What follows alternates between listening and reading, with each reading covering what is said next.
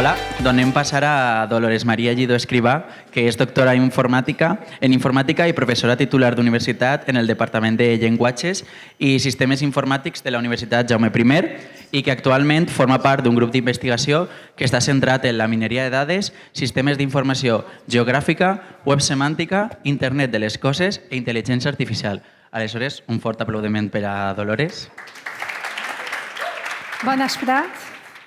Avui anem a parlar un poquet de com els colors i les emocions en la gastronomia poden ajudar a millorar el turisme d'alguna determinada zona.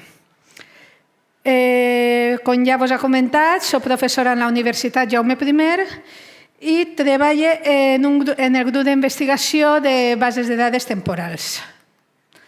En aquest grup d'investigació portem molts anys treballant i al principi treballaven en temes d'extracció de dades, buscàvem informació que teníem en bases de dades que no estaven netes, n'hi havia que netejar-les i a partir de les dades netes podíem utilitzar bases de dades i realitzar anàlisis. La informació ha anat evolucionant, les màquines han anat millorant i cada volta podem tractar més dades. Ara estem en el món del Big Data. I gràcies al món del Big Data i a l'avançament de la intel·ligència artificial, que avui en dia ja se pot aplicar en dades massives, podem aplicar a més camps tota aquesta informació i utilitzar treballs fets per altres persones, per exemple, en xarxes neuronals per anàlisis de text per extraure informació o en anàlisis d'imatges per atraure informació de les imatges, anem a veure quina informació podem obtindre en aquest camp. Així tenim una certa imatge que, segons on siguem, ens pot causar algun tipus de reacció. No sé, quasi diria, a qui li agrada aquesta imatge? Té guisants, veritat? N'hi hauria gent que sí que aniria a aquest restaurant a prendre aquest plat, però n'hi hauria gent que no aniria perquè no és la nostra típica paella. Aleshores, cada un pot tindre alguns sentiments i a voltes és molt difícil de detectar aquests sentiments, però tots tenim la impressió que, m'ho menjaríem, encara que no sigui una paella pròpiament dita. El que nosaltres hem aconseguit, a través dels colors de les imatges, anem a veure com podem extraure automàticament algun tipus de dades. En el nostre cas, aquesta imatge l'hem analitzat i hem aconseguit que la intel·ligència ens poguera dir que és aromàtic, és tradicional i és natural. Són adjectius que podríem posar-li a aquesta imatge. Normalment, la gent sol promocionar els seus productes en la web i en les xarxes socials. L'avantatge de les xarxes socials és que no sols està la informació de qui ha publicat o promocionat una cosa, sinó que, a més, tots els futurs clients opinen sobre aquesta cosa i donen la seva opinió sobre aquesta cosa. Donen likes o posen comentaris.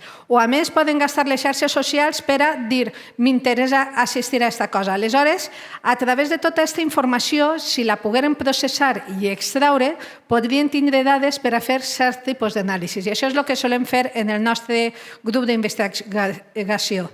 Tractar de totes aquestes dades que n'hi ha en les xarxes socials, traure-les i obtindre indicadors i analitzar tant el text com les imatges per a obtindre diferents tipus d'informació. Aleshores, què tenim en les xarxes socials? No sols tenim el text que un ha publicat, les imatges, sinó tenim informació com l'autor, els seguidors d'aquest autor, es m'agrada, i tota aquesta informació, mitjançant totes les tecnologies que n'hi ha en Big Data, els sistemes cognitius, podem definir identificadors i aquests identificadors analitzar-los i obtindre dades. Un dels treballs que vam fer va ser analitzar simplement un counter, el counter de Get Cooking Canadà, que és una empresa que es dedica a fer curses de plats gastronòmics de tot el món, internacional. Aleshores, així no tenim un treball de Big Data, perquè és simplement un counter d'Instagram, però sí que hem pogut treure algunes dades.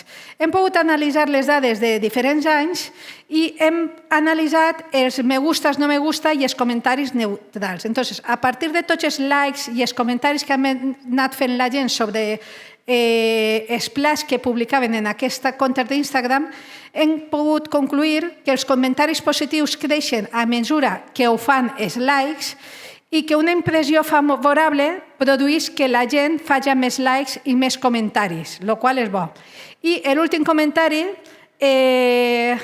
mos recordarà a tots la dita esta de que és bo que parlen de nosaltres encara que parlen mal, perquè així vegem una evolució que ens dona que el nombre de comentaris negatius a mesura que passa el temps va disminuint, mentre que el número de comentaris positius va augmentant. Per tant, és bo que parlen de nosaltres encara que siga mal.